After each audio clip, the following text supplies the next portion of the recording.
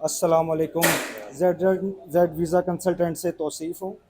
अच्छा भाई, ये एक मैं वीडियो एक मुझे ज़रूरत इसलिए पड़ी है बनाने की कि यार बीच में अगर कोई क्लाइंट ऐसा आ जाता है जिनकी कोई मजबूरी जेन्युइन मजबूरी बन जाती है जिस वजह से वो आगे केस को प्रोसीड नहीं करवाना चाहते हैं ना, डॉक्यूमेंट सबमिट कर देते हैं। करने के बाद फिर जो गलत जो एजेंट हैं जो मार्केट में काम कर रहे हैं, माजरत के साथ में गलत जो ख़राब काम कर रहे हैं, ठीक है, मार्केट में जो स्कैम या फ्रॉड के हवाले से ये एक वीडियो मैं बना रहा हूँ कि अगर भाई आप लोगों के पास अगर कोई क्लाइंट आ जाता है या क्लाइंट जैसे भी किसी एजेंट को विज़िट करे या किसी कंसल्टेंसी को विज़िट करे, उसके पास गवर्नमेंट अप्रूवल्स लाजमी वो देख लिया करे। सबसे मेन चीज़ बात ये पॉइंट की, ठीक है।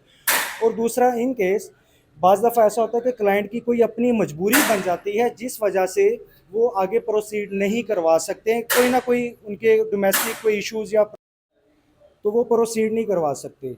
तो काइंडली इन चीज़ों का ख्याल रखें, किसी भी क्लाइंट की मजबूरी से फ़ायदा ना उठाएं। जो उन्होंने पेमेंट आपको सबमिशन के लिए दी होती है उसमें आप उनको वापस किया करें। ये हमारे वसीम भाई थे, इनकी एक मजबूरी बन गई थी जिस वजह से ये आगे अपना प्रोसीड नहीं कर सके। इन्होंने जो सबमिशन के लिए कंसल्टेंसी जो फ़ीस वगैरह दी थी, ये हम इनकी वापस कर रहे हैं, ठीक है। और वसीम भाई, आप कोई मैसेज देना चाहते हैं?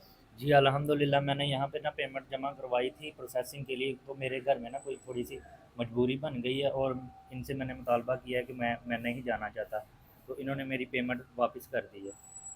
तो बहरहाल मकसद ये है इस वीडियो का कि काइंडली खुदारा ऐसे जो अपना एजेंट और कंसल्टेंसी जो काम कर रहे हैं ना, वो इन चीज़ों का ख्याल रखें और किसी भी क्लाइंट की मजबूरी से ऐसे फ़ायदा ना उठाएं। कोई फ़र्क नहीं पड़ता, आपको भी पता है, हमें भी पता है कि कौन से चार्जेस होते हैं। बिल्कुल एक चार्जेस होते हैं, वो एक माइनर से होते हैं। जहाँ पर आप सक्सेस स्टोरी आप देते हैं, जहाँ पे आप वीज़ा ग्रांट होता है क्लाइंट को देते हैं, अगर उसमें से कमाते भी हैं ना, अगर 10 में से एक दो क्लाइंट ऐसे आ जाएं जिनकी जेन्युइन मजबूरी बन जाती है, वो नहीं करवा सकते, उनकी पेमेंट आप रिफ़ंड किया करो। ठीक है जी वसीम साहब। ओके जी, अल्लाह हाफिज़।